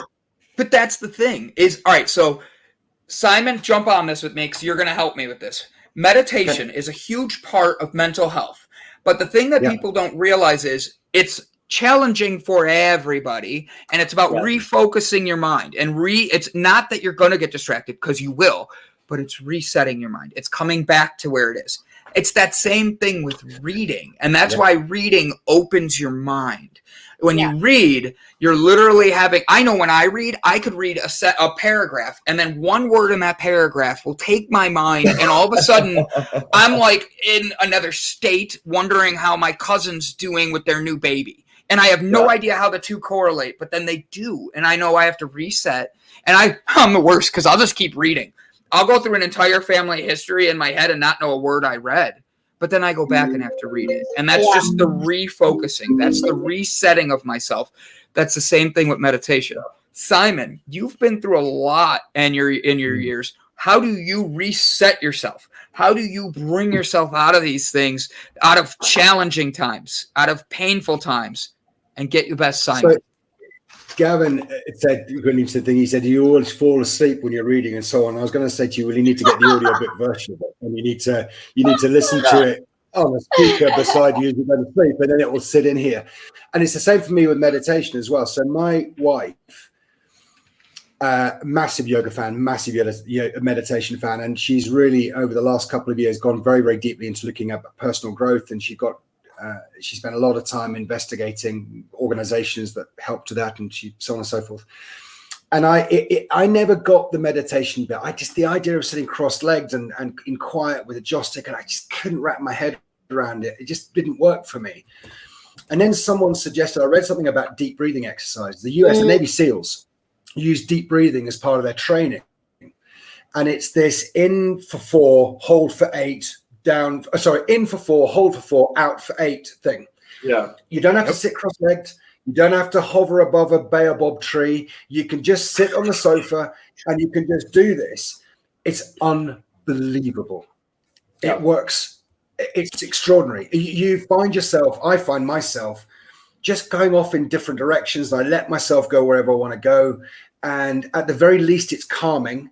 And at the very best, I actually find solutions to issues. And I was going to tell you something that might surprise you to hear, but it gives you an indication of how important it's been for me, and for the meditate or the deep breathing exercise and everything I've gone through in the books and the vulnerability side. So my wife and I separated in December. We came to a decision. She, quite understandably, came to me at the beginning of December and said, you know what? Your transformation has been extraordinary. I've never known a human being who's transformed the way you have from what you were to what you are now. And you are so strong now compared to how you were, and you're vulnerable and you understand yourself and you're growing and all these kind of things. But actually, I've dedicated my whole life to managing you. I've dedicated my whole life to looking after you, and I haven't had a life. And I want to go out there and do things, and I want to do it for me, and I want to do it the way I want. And I love the kids and I love you, and we're all grown-ups and all the rest of it. But actually, I don't want to be with you anymore. Now, I'm not saying it didn't hurt. I'm not saying I haven't had tears. Of course I've had tears. I've cried my eyes out. But I was able to look at it and go, you know what? You absolutely deserve it, number one. Number two, I'm going to support you in it because I love you. And that's the ultimate sign of love, is to support the person going off and doing that thing. And it for me, it was that was the natural thing to do. So part of that healing, that had happened 3.5, 4 years ago. I'd have been aggressive, not violent, I hasten to add, but I'd have been aggressive. I'd have been verbally abusive. I'd have been rude. I'd have been argumentative. I'd have caused problems. I don't know what, who knows, get out of the house. I don't know what I'd have done.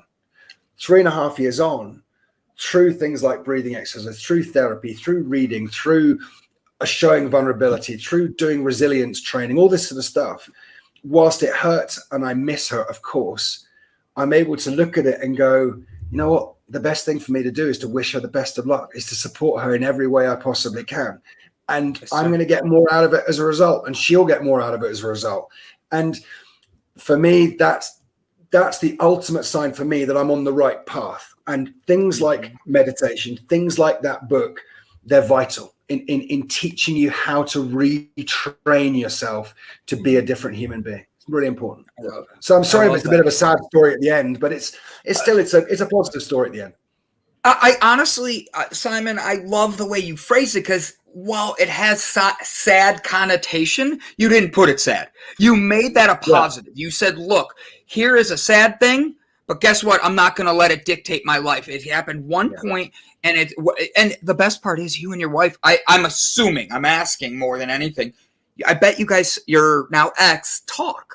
And you still talk today. And I would bet you guys still talk every now and then, like randomly, just, hey, blah, blah, blah. My ex-fiance and I, we broke up recently. Well, we're in a stage of figuring it out. But that's mainly because we're struggling with the future of where we're headed. So when you said these things, it hit me. And it's like, you want the best for that other person because you love them. But I still reach out because she's my best friend. And her and I have had to have those conversations. And the truth is, when you have the raw, like gut-wrenching conversation with someone like that, it breaks down barriers and makes it where both of you are seeing the best for both worlds, and you want the best for that other person. I just think you phrased that in such a great way. No, I'm not renaming myself the Angel Gabriel. Okay, when I find out she's seeing a new guy and she's having a new relationship, it's going to hurt like hell. It's going to hurt. Yes. But the difference is, I can see it coming, so I can prepare for it. I can start thinking, how am I going to manage this? How am I going to cope with this when it happens? What's the best way for me to be when this happens? That's totally different to how I would be 3 or 4 years ago. So I'm not saying I'm perfect. Of course I have better. And, funny enough, you talk about separation. We're going through that now. And we've got my lawyer and her lawyer doing their best they can to make as much money as they possibly can while we fight over who's getting the glass spaghetti holder or whatever. Yeah. But actually behind it all, there is a genuine desire on both my part and her part, not just for the sake of the kids, but for our sake, to be okay with each other, to be friends with each other. There will be a period where we probably will give each other some space. Maybe there will be a year, maybe 2 years where we just leave each other alone. But what I'm looking forward to is when we get back together and see each other and she goes, my God, Simon, look at you. You've been going around the world talking to people about everything. That's amazing. Look at the farm and everything. And I can say to her, look at your career. Look at this. Look at that. When that time comes, that for me is just a massive tick in the box. So that's what I'm focusing on. I love that. Can I speak to that really quickly? I had to get sober, and I think I shared with you guys, my husband said very similar things to Simon, all the things. I moved away for a year, to get sober. I moved home to Cleveland and we separated, not legally, but it was just kind of we need a break.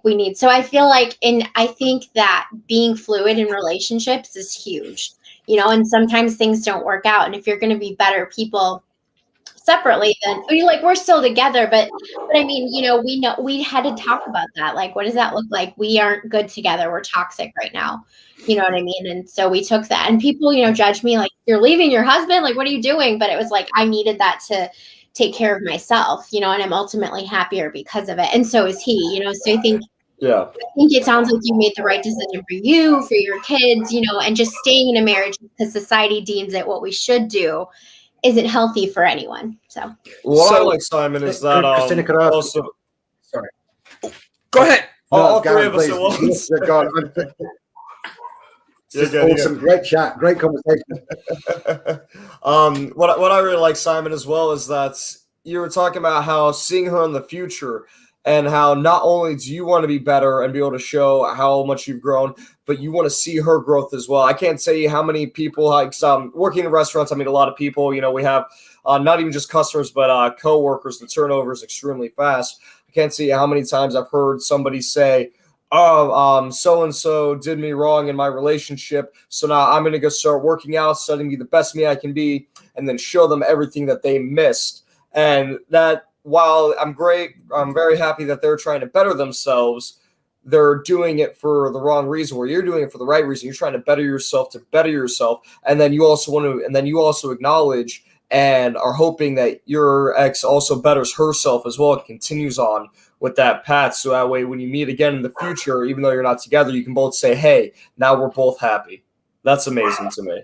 Yeah, Gavin, this you're absolutely right in what you say. For me, my fitness regime, everything I do every morning, my everything, whatever I'm doing it for me.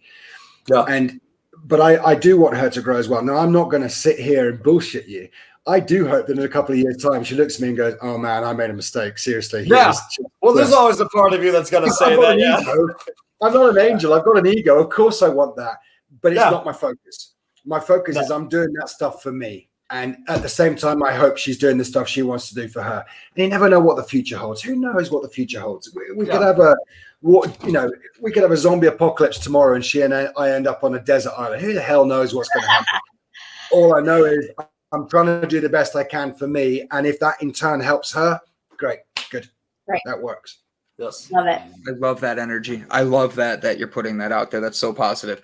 You were going to ask Christina a question. Do you still want to ask her the question? Yeah, really quick. You talked about your husband. Your husband said to you that, you weren't the same as you were and so on. So did you have the same thing as I did with regards to the behaviors? Do you look back on your behaviors and go, how, do you feel regret? Do you feel guilt? Do you feel shame?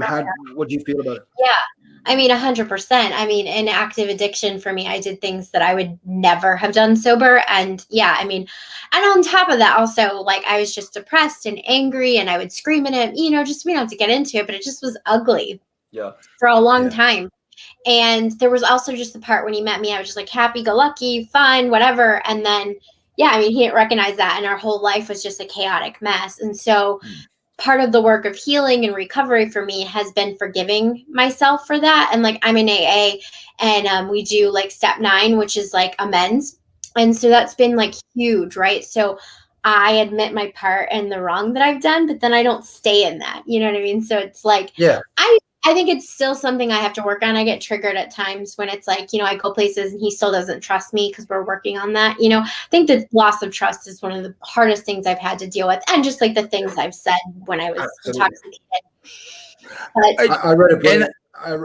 Yeah, sorry. Go ahead, Brandon. I was going to reply to this. Christina and I will have our own chat. You two talk at the top, and we'll talk about it. Gavin and I talk all the time. Simon, please take over. Talk. I'm here just listening to you. You have been absolutely.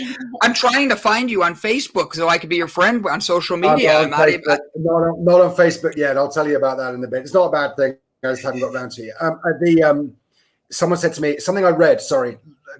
3 years ago, my wife said it to me when we were having our big discussions around how to change our life and how to get better. She said to me, the most sincere form of apology is not the word sorry. It's a consistent change of behavior. Yes. Yeah. Yes. I love that. And that's kind of what I'm living right now. I call it living amends, right? So it's like not drinking one day at a time, like showing up and like showing, and like people can change. I hate when we say, do people change? I'm like, we'll talk to someone in recovery, and so yeah, I mean, it's just like a daily thing where I'm like, I don't have to every day. It's showing up and showing him instead of, because I used to do that. I'm sorry, and it's like that doesn't, it becomes hollow at that point. Yes. Yes. I had a conversation. I had a conversation with my wife. Or I don't know what do you call someone when you've separated. Do you call them your nearly ex, or do you call them your soon to be ex? Or I don't know. That's a next. I don't have one because I still call her mine. I still tell mine I love her, and I do. So for me, I don't even call her anything now. My ex-wife, I just call her the bitch. I mean, like that's like, and that's not me being mean. She knows. She calls me much worse. Trust me. Like I send her good vibes. I want her to know I wish her well. But at the end of the day, we did each other wrong, and there was a hate there that we didn't see, and we grew to disdain each other. And to this day, I use that as a joke, but the truth is, I wish her nothing but the best. She's remarried, has kids. I want her happy, and that's all I care about. And if she still hates me, I'm sorry, but you're still going to be the bitch to me no matter what the joke is. But so I actually wanted to jump on one of the things you guys just mentioned. Dealing with these changes, dealing with these like big life things that are going on. There's a lot of people that jump through these things. When Christina, you and your husband needed to take a break. Mm-hmm. To Simon and his wife taking some time apart. That time apart is sometimes some of the hardest things. That silence where you jump on your phone and you start looking at A, social media, B, the news, C, just random BS videos to whatever. But that silence is crucial because that's where you hear your heart. And I think a lot of people miss that. When you were in that silence, and it was, I hate to use this word, but it's true. It's almost deafening for how much we need to hear what our own inner voice is saying. How did you hear that voice and be able to light that torch inside you to go find that Simon that's pushing out, that Christina that said, fuck drinking, and moved on to the next one? Or for Gavin, that musical instrument that said, that musical note that hits you, that's like, nope, this is what I need to say so the world hears this, because there's other people that have that. How in that moment did you hear that inner voice? Did you hear that flame? And what did you do to keep pushing on and keep that flame lit? Love it. Simon, that's going to go to you next. I'm going to make Christina go first just because she came in. Yeah, I love it. Yeah. Well, this is a wonderful question. I mean, I think for me, it was just a process, and it still is. I think that a big thing was was meditation for sure. And then I'm a runner. So like, and I began just like, well, first I just began walking because when you're in addiction, you're not really working out. At least I wasn't. So I just would walk and walk miles and just listen to podcasts, but then listen to myself, you know? And then I started sharing, I think, Brandon, you know this, authentically online. Like I kind of just showed up once I was healed, you know, or just had like processed the things, but like I would share online. It was the catharsis for me.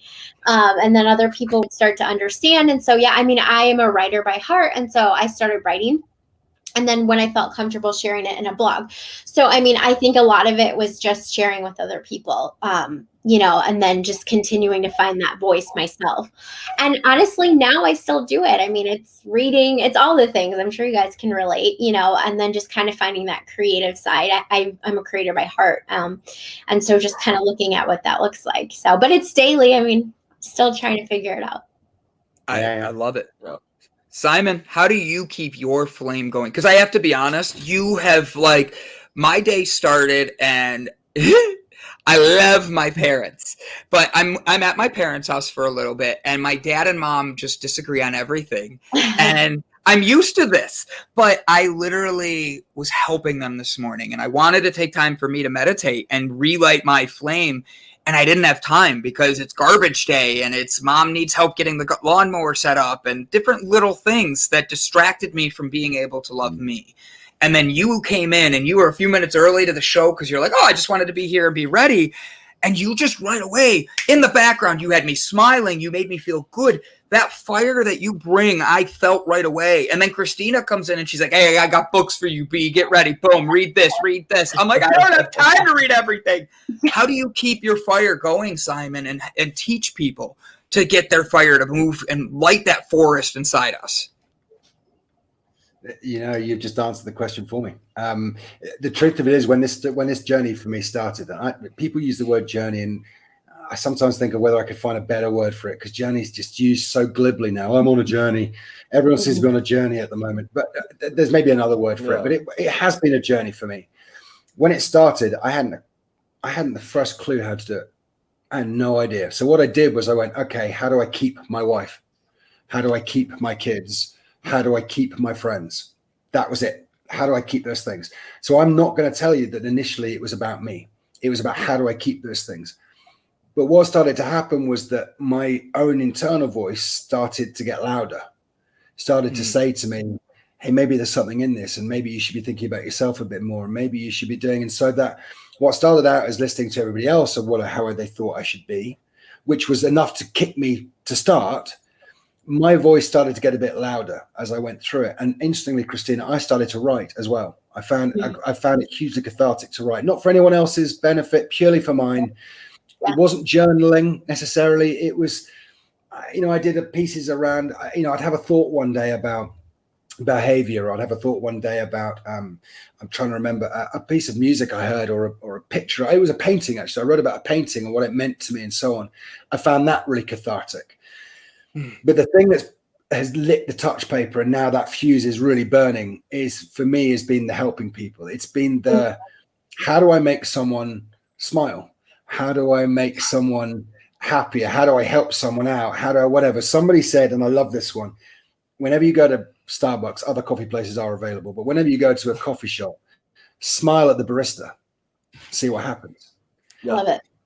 I 100%. Oh my God. Have you done it? Do it every time. You'll be staggered at the number of free coffees I've had from smiling, and they smile back and they go, and you go, how's your day? And they go, yeah, great. And you go, cool, what are you up to? Da, da, da. And you change their day. Literally, you change their day. You do. Have you ever bought the person in the drive-thru the meal behind you and watched the person that's taking the money's face? They're like, why would you do that? And I'm like, well, I had this happen 2 days ago. No joke. The woman behind me, you could hear her on the phone yelling at her husband, what do the kids want to eat? And I could hear that this was like just a stressful moment for her while I'm pulling around to pay. I go, the woman that just ordered, can I buy her food? And the person behind the thing, they're in their zone. They're like, what? Are you serious? And I'm like, yeah. And they were like, why? I'm like, she's having a bad day. Just tell her I'm passing along good energy. I hope she has a good rest of the day and dinner's on me. Do you know her? No. But that little thing, that was $22 out of my pocket. $22 could have changed that woman's whole day.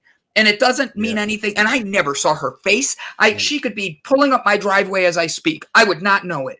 But that's what loving and caring for others like that, doing that little smile. Simon, I tell people all the time, do something for somebody else that's out of your comfort zone. What I mean by that is hold a door without wanting the thank you. Hold like let somebody who's in a hurry get in front of you in line and just let them go. When someone complains to you saying, hey, the weather, it's been raining. Oh, the gas prices are too high. Oh, blah, blah, blah. Switch it right away. Be like, yeah, but at least I can afford gas this month. At least I have heat on my house. The minute they hear that, you're going to know what person you're dealing with. Are they in your energy level or not? Because it's so simple to find the negatives and just let them start coming in and fill you. A lot of my coworkers think that I'm crazy because every now and again, we'll get a really, really bad storm here in Ohio, especially in the Cleveland area, just crazy rainfall. And I absolutely love it. And I'll be in the kitchen and I can hear it hitting the roof, just pouring down. And I'll take my phone and my wallet. I'll take that out of my pockets and I'll hand it to the one of the hostess of the stand. And I'll go outside and I'll just stand in the rain and just get completely drenched. And I'll walk back in like nothing happened. And then I'll go back on that hotline and I'm all cooled off now. And I just love doing that. And then Brandon, you mentioned paying for people in line. I did that one time and only one time have I done that. And here's why. Here's what happened. I had a car behind me and I recognized them. I wasn't friends with them, but I went to high school with these two. And these two guys, and I was at McDonald's. I was getting a burrito or something. And I asked the cashier, I was like, hey, can I pay for the people behind me? Thinking like, it's got to be $10, $15. Those stoners got $40 worth of McDonald's for the two of them. and she looked at me and told me the total. I was like, Here you go. yeah, it's like, well, I can't back out now, damn it. So, Christina, I'm going to come back to you now. We have just under 20 minutes left in the show. We have a book. We have the book we're going to do. It is, I put the comment up here. It is. Sharing greatly. Yep, that's the one. I found that I'm going through all my notes and I'm like, where did it go? Hi, Jacqueline. But we're going to be doing that. What day are we meeting? I don't remember you and I picking a day. Let's pick it right here. Yeah. That way we can put a link up there. This is Christina's Corner. And I'm naming it that because of the fact you have a chair behind you that's perfect. You have a bookcase right next to you with that stand right there. That's where I read, so that's my reading corner right there. I love it. Now, what day of the week are we getting together to talk about this book? Because I'm going to listen to it over the weekend. So flexible, whatever you guys honestly want to do. I work for myself, so let me know. This time works. Well, you guys do your show during this time, so whenever your followers... Do you want to meet over the weekend? We can do like a Sunday thing. Gavin, I know you work Sundays, but are you doing doubles? Oh, I don't believe I am right now. No, I believe I don't go until 4. So we could meet early afternoonish, and everybody can listen to the book. I will go share it again. Yeah. But like having it be where we can talk. Now, Simon, I'm going to point something out to you that Christina, I love you already, and Dr. Dre is the reason we love each other. Not the rapper, the white girl that lives in Las Vegas. But can you show everybody your tattoo on your wrist, please, Christina? Oh, yeah, sure. Oh, wait a minute. Other way. There you go, semicolon. So her and I have matching tattoos, and we found that on each other. They're semicolons. Now, Christina, tell Simon about this because I'm not sure. Do you know what the semicolon means for the tattoo, Simon? So I'm going to join your little club because my daughter has just had a semicolon tattooed on herself a couple of years ago. Yeah. What? So cool. Yeah. I love it. And you should, because you didn't put a period on your life. For you, Simon, you have a story that's being told and inspiring. I absolutely love it. Like I have a busy day today and I know I'm going to do a great day because you filled me with this good energy, and you gave us a good show that we are able to inspire others. So I thank you, and I look forward to speaking with you again. Sunday, we're going to do our book club. It's going to be Christina's Corner. I'm writing that down so I don't forget the name, because I think that's a great name. And then we're going to be doing our book so everybody can listen. I lost my link for it, unfortunately. That was going to be my quick link. It's right here. It's in our notes. Everybody can go back and look at the comments. It's right there. Simon, I have your website right here. Can you do us a favor? Tell me about what it's like owning a winery. Because truthfully, that was one of my questions I was like waiting to get into. I'm like, he has to know, like, that had to be a total new experience. And that is a very challenging one from what I know. But what is it like to own a winery? Expensive.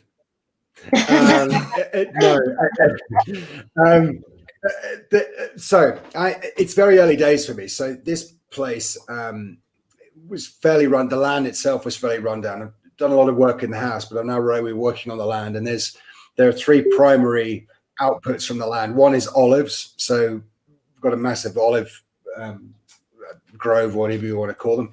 Yeah. The second one is cork, as in the cork you put in your bottles. So I've got a couple of hundred cork trees. So you strip the bark off those every 9 years, and you sell that, and then they're made into corks, which are then used in bottles. And the third one was wine, and the third one was grapes. And I'd always wanted, I love wine, but I've always been what my mother used to call, rather than a connoisseur, a connoisseur, someone who thinks they know lots about it, but actually knows they call it connoisseur.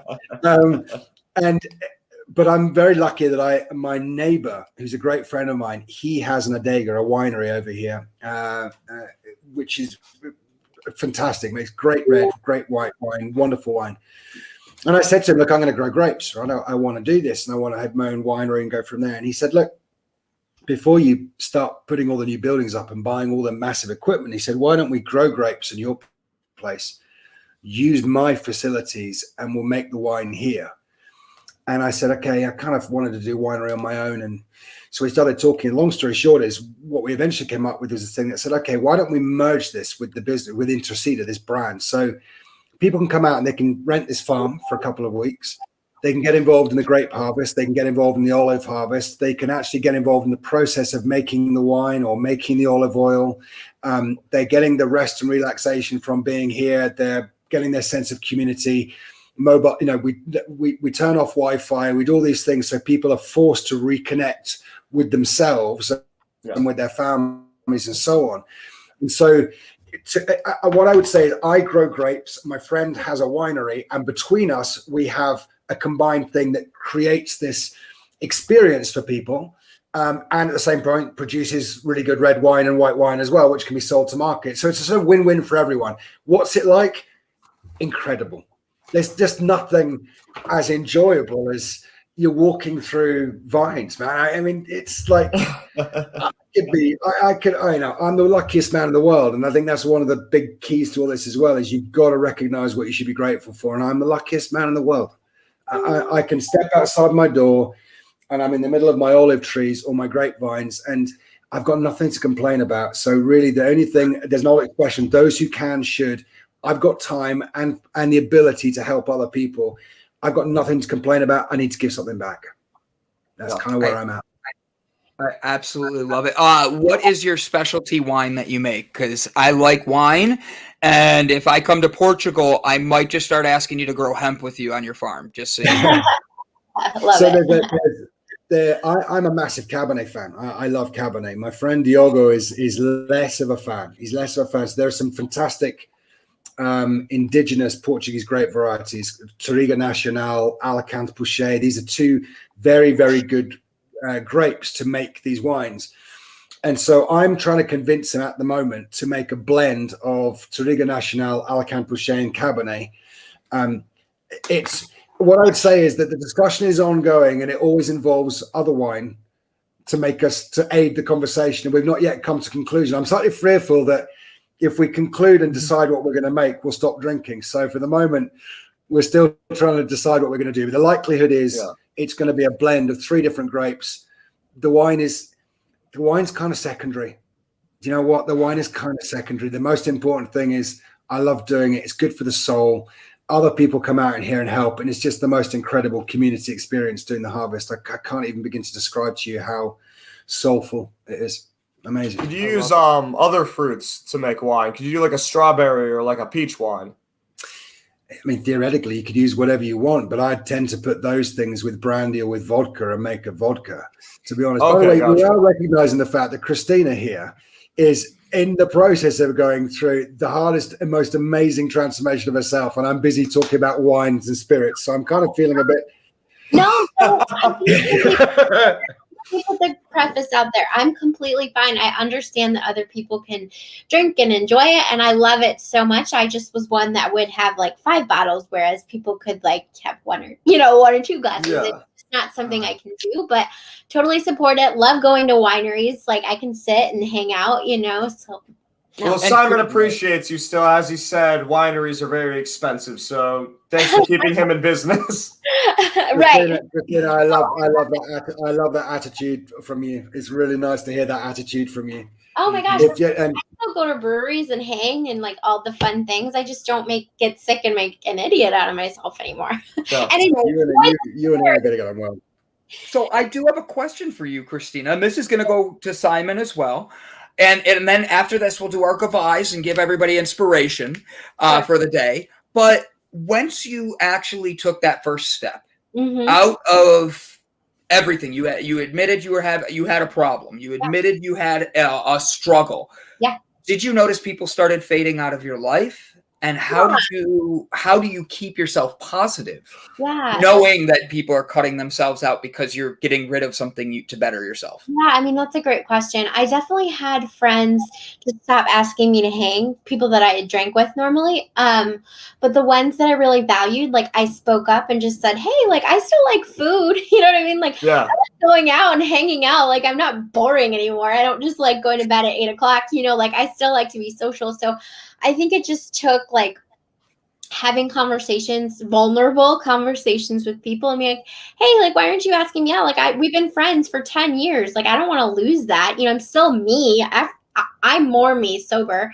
And so the ones that were open to it, I kept in my life, and the ones that weren't comfortable with it it was more of an issue with their internal, you know what I mean? Like, because some people are uncomfortable with people that are sober, and that has nothing to do with me. It's taken a while to figure that out. Yeah, because I go places where people are drinking. I have no problem. And now if you're getting kind of shit-faced a little bit, that's not fun for anyone to be around. Yeah. No, you want to hang out. You don't want to babysit.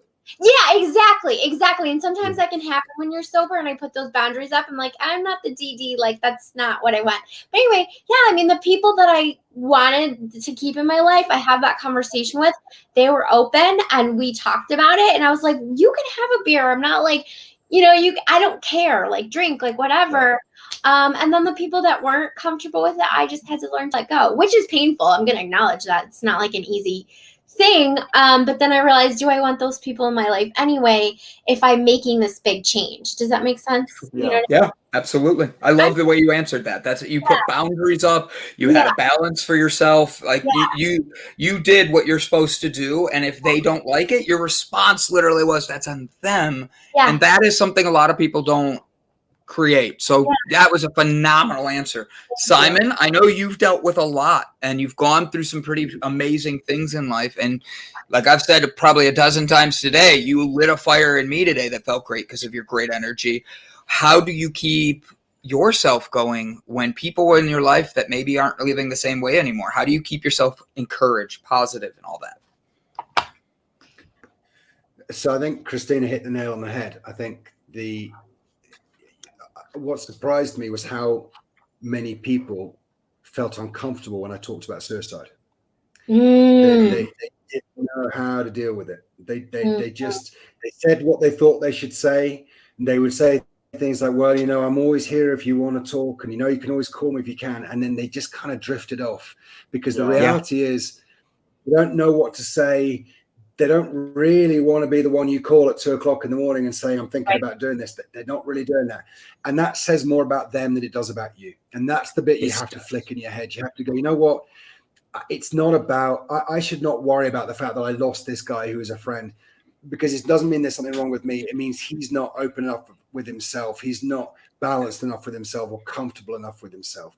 So I lost quite a few friends, but not because I was actively saying, I am only going to be friends with people who bring good into my life. I wanted to keep all my friends, but I was open with everyone. Not everyone can handle that. Not everyone can handle you being open like that. Do you think that it's always because they aren't balanced with themselves and they're not happy with themselves, or do you think it's also because they're not equipped to? They don't have the mental knowledge on how to handle a situation like that, because it isn't taught in schools typically. It's not something that we're taught as children, how to help somebody with a mental disorder or when they're suicidal or depression. We're taught be like, save people that they can come to for anything, and then here's suicide hotlines that they can call.